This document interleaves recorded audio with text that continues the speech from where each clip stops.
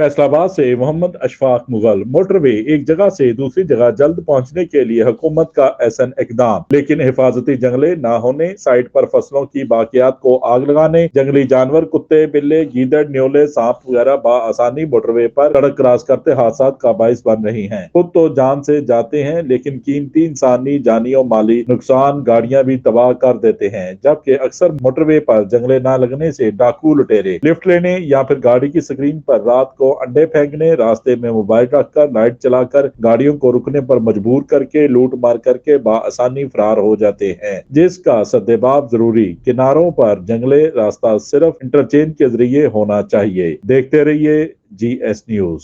इस वीडियो को लाइक करें, हमारे चैनल को सब्सक्राइब कर बेल आइकन जरूर प्रेस करें।